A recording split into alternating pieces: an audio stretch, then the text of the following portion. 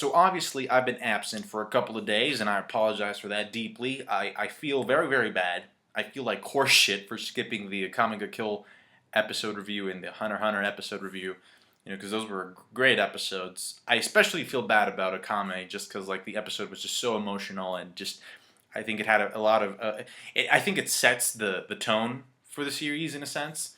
So I apologize for both of those. But bottom line is, I needed to take care of myself. And not only did I need to take care of myself, but I'm also currently in a place where the internet sucks, look, donkey balls. I'm not even kidding. Like, the only reason you're getting this video today is because I'm actually driving my ass. I'm going over to another place where the internet is decent. Had some doctor appointments that I needed to get out of the way. And they're done, so it's good. Things should be back to normal, I believe, by tomorrow. So yeah, sorry, I apologize. I really apologize.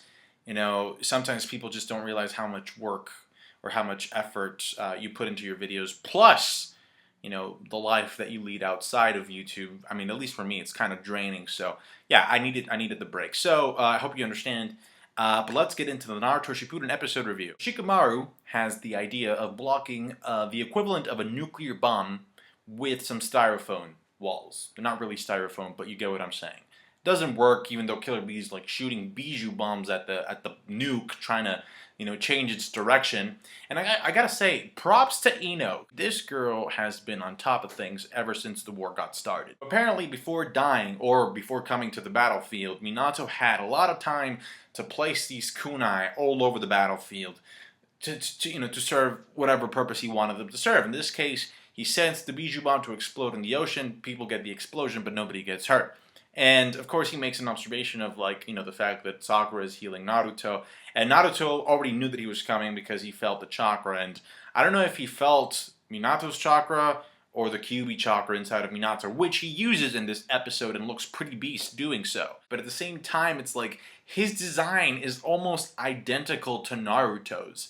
So it's like, okay, like he looks really cool, but I think Kishimoto could have had a little bit more creative liberty with this and just tweak the design a little bit so that it's a little bit more clear why he's different than Naruto. Even his hair looks the fucking same. It's like, when the fuck did Minato get a haircut?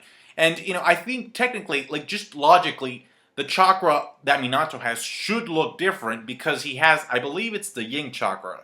I might be wrong. It might be the yang. Let's go with the yin. I would look, that piece of information up on Google, on the wiki, if the internet didn't suck so much ass. Anyway, Tobirama congratulates Minato because his FTG technique is faster than his own FTG technique, which is another way of Tobirama saying, I approve of plagiarism. See, as long as you can do it better, it's okay to copy people. Which I guess is Kishimoto's way of foreshadowing Kakashi being able to copy a huge technique and now being one of the most hated characters in the show. That last bit was just for manga readers, and who are we kidding? I mean, come on, we don't really hate Kakashi, we just hate how bad Kishimoto shitted on him. Minato makes the comment that Sakura reminds him of Kushina because of her violent outburst against Naruto, claiming that she is kind of the girlfriend figure in his life. And they have a little funny moment, tsundere style, yada yada yada, but this whole Narusaku kind of, sort of implication gets completely overshadowed when Sasuke arrives and you can tell that Sakura starts ovulating. Now, if you want to talk some real romance, let's talk about Hashirama and Madara. Sit your horny ass down, boy. I'm gonna get to you in a bit. Madara's a thirsty motherfucker. This guy was jumping off of rocks and shit. Hippity hoppity, here I come. To grandmother's house we go. And what I love about this is that after Hashirama tells him to calm the fuck down, Madara doesn't show up again in the episode. Dang it. I had the ointment ready. Everybody's super surprised, like, the fuck? And there's this very nice profile shot. It looks like, it's not the camera, but you see it panning out from their faces and you see them lined up. That was epic as fuck. And you kind of get the same thing with Team 7 at the end of the episode as well. And not just the Team 7 reunion, because it's kind of like the rookie reunion by the end. Because by the end you see the shot, which I like that they included that. It's the shot of not just Naruto, Sakura, and Sasuke, but also Hinata, Kiba, who, by the way, also wants to become Hokage, Shikamaru, Ino, Choji, and Shino. Kind of like, too, how when Sasuke came in, when he jumped in, Sakura obviously got a little bit moist, and everybody was really surprised. But Naruto's the only one that really doesn't look at him directly. He's just like, "You're late, Sasuke," but he doesn't look at him. They are so connected. They are so intertwined that Naruto can feel his presence there without looking at him. I do have to say, though, that by the end of the series, like, if Naruto's only prize, if you can call it that, is to become Hokage, that seems like a pretty shitty prize. It's like,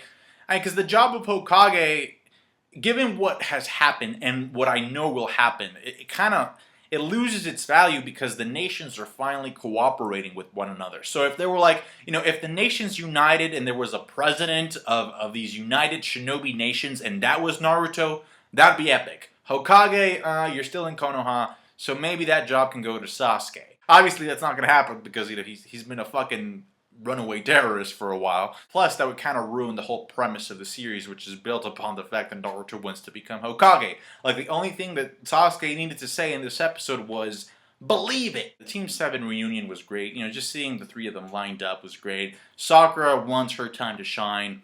And unfortunately, misogyny is a very hard thing to overcome. So even though, if you saw the preview, she kind of gets her time to shine, and then it's just kind of like, it dwindles a bit. Historically, that's just the way that shonen has been written, to just have the guys doing most of the action and then have the women take a step back. So, I mean, maybe it's just part of the genre.